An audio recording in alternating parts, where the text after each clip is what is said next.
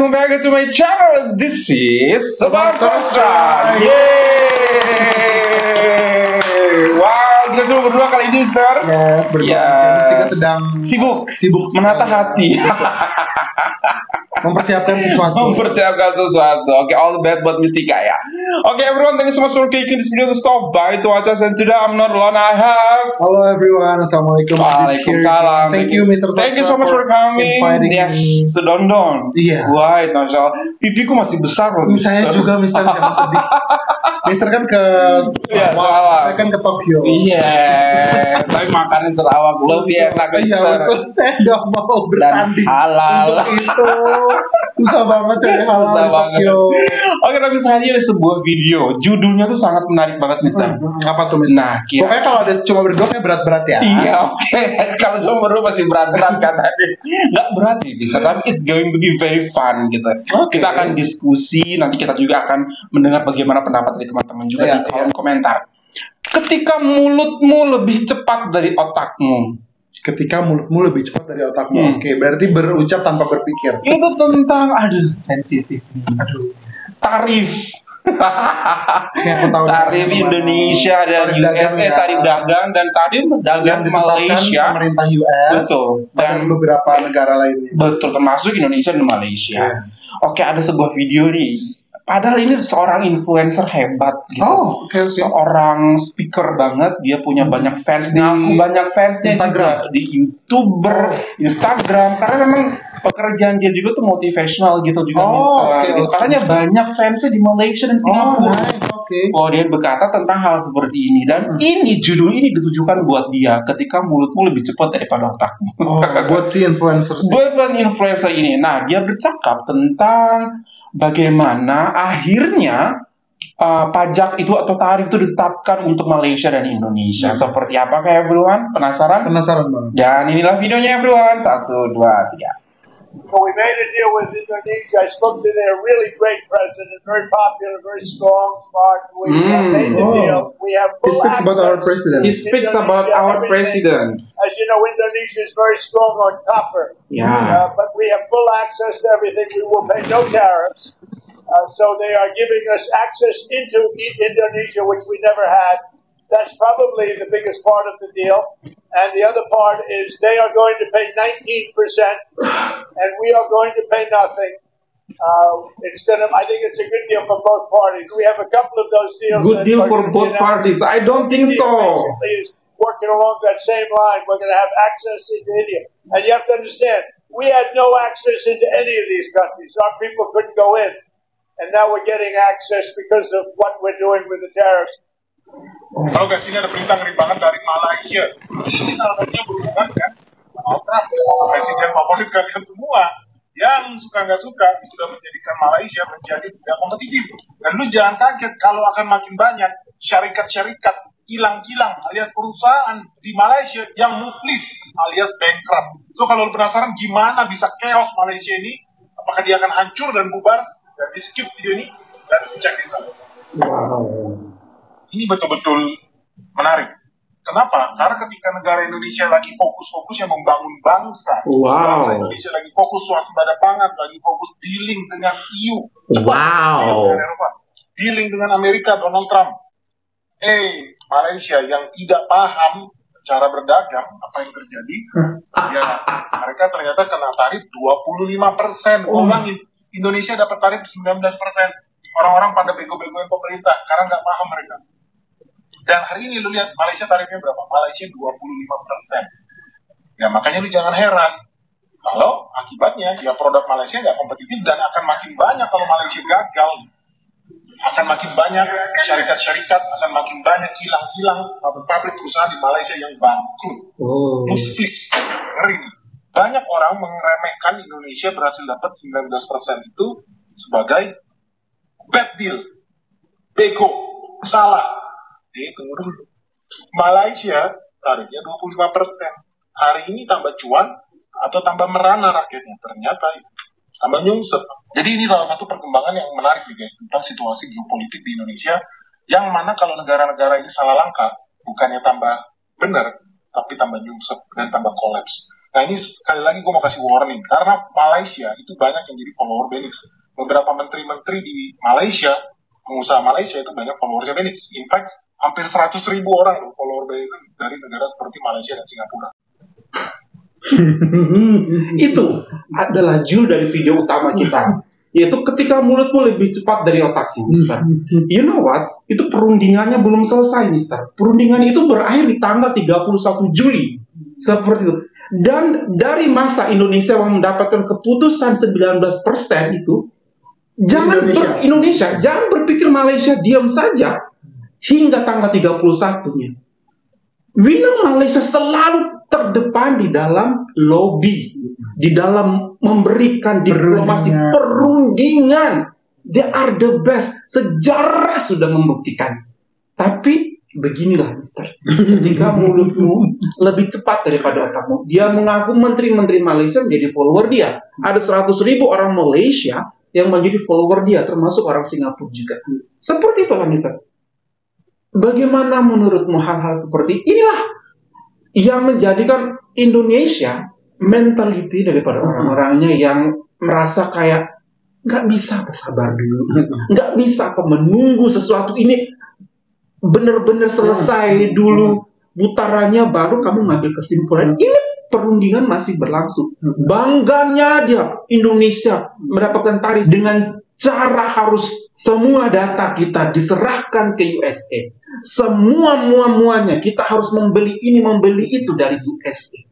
Akses yang belum pernah diberikan kepada USA kini diberikan kepada USA. Full akses harkat dan martabat kita di mana kalau begitu? Isi-isinya sudah bisa diporak-porandakan, semua US tahu aksesnya. Gimana misalnya? Menurut saya orang ini, si kakak ini, abang ini gitu ya, pertama sadar betul bahwa followersnya banyak ya, dari Malaysia, dia bangga, dari Singapura, dari Malaysia.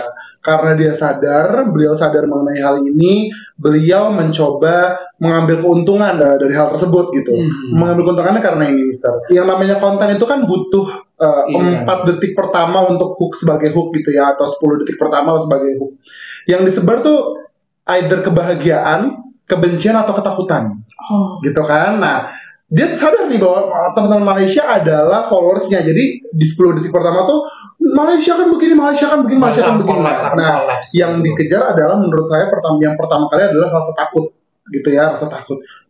Padahal yang mana dia sebenarnya dia belum belajar tentang Malaysia, dia salah. Nah, ya itu adalah kalimat yang selanjutnya kamu sampaikan. Kalau memang sadar bahwa beliau adalah salah satu influence yang dipercaya, kan jumlah followersnya banyak, berarti kan dipercaya oleh masyarakat Malaysia untuk menjadi salah satu tuntunan hidupnya lah gitu ya, atau salah satu inspirasi dalam berkehidupan atau berkeuangan gitu ya. Kalau sudah sadar ya harusnya lebih ter-encourage dirinya untuk mencari tahu mengenai sejarah Malaysia. Malaysia tuh dari dulu memang dijajah ya, betul. Gitu. Tapi tidak serta-merta hanya dari melawan penjajah dengan peralatan, dengan senjata, tapi ada juga perundingannya gitu.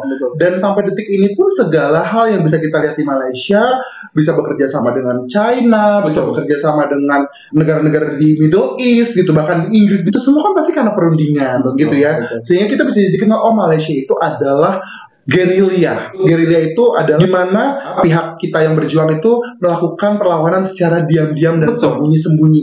Nggak usah kelihatan sama media gitu. Kecuali kamu ingin citra kamu jadi naik gitu ya. Pemimpin kami membela kami, lagi teleponan. Boleh gak sih aku ngomong gini? Ya, pokoknya di sebuah negara gitu ya, ada yang pemimpin kami sedang membela kami nih, gitu ya, teleponan gitu. Dan akhirnya pihak sono memuji presiden pemimpin kita. Gitu. Kemudian jadinya menurunkan jadi 19%, which is good. 19%-nya which is good, something that we can celebrate. Tapi full access-nya ini loh yang aduh kok full access sampai begitunya ya, berarti sampai segitunya ya, sampai segitunya mau menawarkan untuk mendapatkan 19%. Sampai sebegitunya semua diserahkan jiwa dan raganya nih. Jadi 19% itu something yang we can celebrate, tapi full access yang kita berikan ke Amerika itu lumayan loh, kok full access gitu. Nah, ternyata yang saya tahu, ini boleh dikasih tahu kan? Boleh. Ternyata yang saya tahu Kenapa saya ketawa ketika saya menyaksikan video ini? Karena as I know per 31 Juli sebagai waktu pengumuman terakhir kebijakan persentase USD trading itu, Malaysia mendapatkan 19%. Walaupun Bapak ini atau beliau ini tadi menyampaikan Malaysia nampak tidak melakukan apa-apa. Tidak melakukan apa, berdiam diri saja. Masa Malaysia mau berunding harus kasih tahu dia? Betul. Siapa dia? Bahkan pun mungkin sampai ke rakyat-rakyat. Betul. Dan I do believe that rakyat menaruh kepercayaan kepada pemerintahnya. Rakyatnya paham tentang bagaimana cara kerja pemerintahnya, dan untuk bagaimana sebenarnya strategi daripada Malaysia untuk mendapatkan 19% ini bisa kita lihat di video kita berikut ini, Mister. Oke, coba kita lihat ya, everyone. Dapat tarif impor Amerika Serikat sama dengan Indonesia, yakni 19%. Malaysia menyatakan penurunan ini merupakan hasil positif yang dicapai tanpa mengorbankan kebijakan utama negara. Wow, that's deep. Kementerian Investasi, Perdagangan, dan Industri Malaysia menyebut pengurangan tarif itu adalah hasil keterlibatan berkelanjutan antara kedua negara. Hasil kesepakatan itu diraih pada Kamis 31 Juli 2025 atau sehari sebelum pungutan itu mulai berlaku per 1 Agustus. Itu prestasi yang beautiful menurut aku. Dalam jumpa pers pada Jumat 1 Agustus 2025, Menteri Perdagangan Malaysia, Tengku Zafrul Aziz mengungkapkan, Kuala Lumpur telah memberikan tarif nol pada sejumlah produk ekspor AS. Kesepakatan produk nol tarif itu yakni 191 produk pertanian tambahan dan 1.347 produk industri yang diekspor oleh AS. Malaysia juga akan mempermudah proses sertifikasi halal untuk ekspor daging AS asalkan produsen memenuhi standar yang berlaku. Tetap diawasi Malaysia juga. Keuntungan tidak hanya dari sisi Washington. Daya tawar Kuala Lumpur mampu melemahkan Trump. Tarif nol juga berlaku pada produk Malaysia yang masuk ke AS, yakni kakao, karet, hingga 0%. Really? Zafrul turut mengeklaim penurunan tarif 19% dilakukan tanpa mengorbankan industri lokal. Ia menjamin tak ada kompromi tarif pada bea cukai mobil, kepemilikan ekuitas lokal wajib di sektor strategis, dan persyaratan perizinan untuk ekspor AS. Hal tersebut lantas membuat Malaysia dinilai teguh pada berbagai item garis merahnya. Menurut Zafrul, Malaysia selalu memastikan segala hal yang berkaitan dengan kedaulatan nasional tidak untuk dikompromikan. Sebab Malaysia tetap mendukung stabilitas dan pertumbuhan sosial ekonomi negara.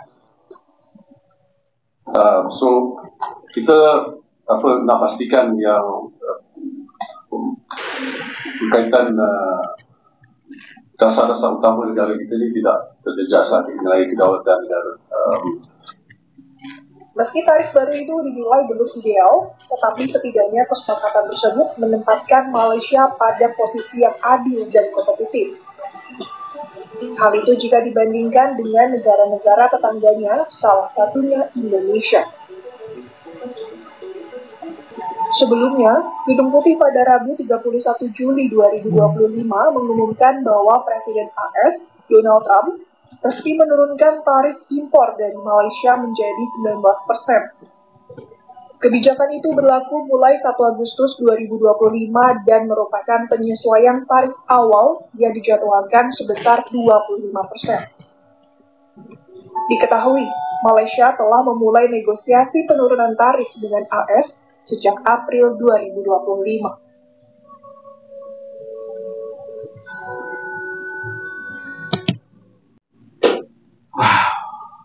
Tanpa mengorbankan kedaulatan negara.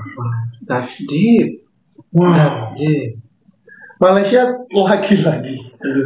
lagi-lagi negara yang lebih kecil daripada Indonesia, lebih kecil daripada Amerika itu sendiri, membuktikan bahwa negara ini yang berada di semenanjung benua Asia ini gitu ya, masih punya taring, gitu ya, masih punya harga diri gitu. Ini semua terwujud karena rakyatnya mempercayai pemerintahnya pun berorientasi pada kesejahteraan rakyatnya, gitu. Dan yang paling penting itu kedaulatan negara, tidak mau diinjak-injak, tidak mau diutak-atik oleh negara lain. Karena gini, saya melihat polemik tarif dagang yang ditetapkan oleh Amerika Serikat ini bukan hanya tentang sektor ekonomi, Mister, gitu. Tapi Amerika yang sedang sekali lagi dipimpin oleh Presiden Trump ini sedang ingin mengetahui sebenarnya Amerika di percaturan politik dunia itu ada di mana tempatnya. Betul. Gitu. Ketika banyak sekali negara-negara yang melakukan perundingan gitu ya, kemudian ingin menetapkan harga yang mereka tawar, itu Amerika jadi tahu, oh ternyata saya masih penting gitu. Dan Malaysia tidak mau lantas kalah dari percaturan politik yang dimainkan oleh negara Amerika gitu. Malaysia tetap berdiri teguh, tunggu sampai nanti waktunya kita menampaknya dikumpulkan segala ahli ya sebagaimana Indonesia juga melakukannya gitu ya. Tapi tunggu, jangan terburu-buru. Waktunya ada yang pas. Dan ternyata Kamis 31 Juli di malam Jumat biar 19%, di mana tarif karet, tarif minyak kelapa, minyak sawit dan kakao tadi tetap 0%. Di mana itu adalah komoditas terbesar dimiliki Malaysia. Jadi menurut saya ya, di tengah polemik tarif dagang luar negeri, kemudian kita juga tahu bahwa ada sesuatu yang sedang berlangsung di Malaysia gitu ya. Pemerintah tetap fokus, pemerintah tetap berjalan. Nah, itu dia. Ternyata tetap berjalan ya, walaupun mungkin saat ini pemerintahnya bergoyang, sedang ada ini dan itu, tapi kritik gitu ya. Tapi luar biasa ya. Ketika menteri-menteri tetap fokus di bidangnya masing-masing. Padahal ini very sensitive thing gitu kan. Bisa saja mereka takut, wah abis ini aku mungkin diturunkan, abis ini mungkin akan ada reshuffle atau apa. Tapi look at this minister. Salut banget kepada beliau yang luar biasa banget. Bekerja dalam diamnya, Mister, yang I do believe satu Asia Tenggara terkejut-kejut. Apalagi Indonesia, apalagi presiden kita pasti terkejut-kejut. What did you do? The first, we were kind of so proud to get this 19%. Betul. Sebelumnya kan mengirim menteri berapa orang yang dikirim? Menko Perekonomian ya, berapa orang yang dikirim ke sana? Kemudian presiden kita menelpon. Betul. Gitu kan. Kemudian Donald Trump dengan bangganya, kamu memiliki presiden yang hebat, kamu memiliki presiden yang kuat, gitu, dipuji dulu. Padahal semua diambil. I do believe, Mister, Amerika jangan serta-merta percaya sama Amerika. Otak bulusnya bermuka seribu mungkin dia. Saat ini baik, tapi we never know agenda yang ada di dalam pikiran mereka. Ketika kita memberikan semua data, ketika kita memberikan semua akses, full access that we never have before, but we got it now, he is so proud to tell that to the whole world. Now Indonesia is in my hand. I can do anything to Indonesia at this moment. Begitu. Dunia makin kacau ke depan. Perang sana, perang sini. Data semua. Rahasia-rahasia, very private things kita diketahui dan dipegang sama mereka. Itu makanya gini. Itulah sebenarnya kenapa ini specific case gitu ya. Malaysia itu jadi sebuah negara yang patut untuk jadi tempat belajar adalah karena gini. They are not only thinking about what they should do to solve today's problem or today's case, tapi mereka berpikiran bagaimana nanti 10 tahun ke depan, 20 tahun ketika negara ini atau dunia menghadapi krisis. Apakah kita mau jadi negara yang bergantung pada negara lain terus menerus, ataukah kita setidaknya walaupun kita bergantung, tapi kita punya harga diri dan punya bargaining position gitu ya, Mister. Yang paling penting kita tuh punya bargaining position. Jadi gini loh, kita boleh menjadi bangsa yang besar, kita boleh bangga terhadap budaya kita boleh bangga terhadap berlimpahnya sumber daya alam kita, tapi pertanyaan yang besar adalah gini, apakah itu dimiliki oleh rakyat kita? Apakah itu bisa dinikmati oleh kita? Apakah itu bisa memulangkan atau menyejahterakan rakyat di negara tersebut gitu. Jadi pertanyaannya adalah, hari ini kita punya ataukah hanya kebetulan itu semua ada di negara kita? tapi kita tidak bisa menyentuhnya gitu. Jadi harusnya trade conflict yang tercipta karena kebijakan US ini bisa jadi cambukan gitu buat banyak negara, khususnya Indonesia lah gitu ya. Ternyata kita masih ada di titik di mana kita harus merelakan segalanya gitu loh. 0% kita berikan untuk USA, dan jangan terlalu berbangga hati terhadap apa yang kita punya, jangan terlalu menyombongkan diri terhadap apa yang kita punya kalau memang kita tidak merasa mampu memiliki kuasa terhadap hal tersebut gitu. Kita boleh berbangga terhadap alam kita yang melimpah, kita boleh berbangga pada budaya kita yang melimpah, tapi apakah itu semua kita miliki secara seutuh-utuhnya dan akan kita nikmati buahnya, ataukah kita selama ini merasa bahwa hal tersebut semua memang hanya ada di Indonesia, di negeri kita tercinta, tapi dikelola dan di manage oleh pihak luar dan bukan Indonesia. Harusnya momentum ini kita jadikan sebagai momentum refleksi diri gitu ya. Indonesia sudah sampai raja terakhirnya loh, sampai tahunan itu tuh menurut aku kayak udah the last ya. Exactly, menurut aku tuh kayak how come you let your president while he is having ministers keuangan, ya kan, trading affairs, ya menteri perdagangan gitu kan, kemudian menteri lainnya, kenapa? Berarti kan kurang signifikan. Iya, udah urgent banget. Exactly ya, gitu. Masalahnya. Nah, sementara ini yang nggak bisa dihandle oleh menteri-menteri. Ini pun Malaysia hanya dihandle oleh menteri perdagangan. Iya, menteri perdagangan. Tak turun langsung pun prime minister, tak raja pun turun langsung. They do it by their minister. Yeah. And the quality, the result is just amazing. Yeah. No need to sacrifice anything. Gitu. Oke, From, gimana pendapat kalian tentang diskusi kita kali ini? Coba bagi komen kalian atau pendapat kalian di kolom komentar di bawah ini. Thank you so much for watching, everyone. Hopefully you find this video good. Dan please forget to beri thumbs up and if you're new to the channel, don't forget to subscribe and support Mas From in Indonesia, Malaysia, boleh. Indonesia bisa. Amin. Bye everyone.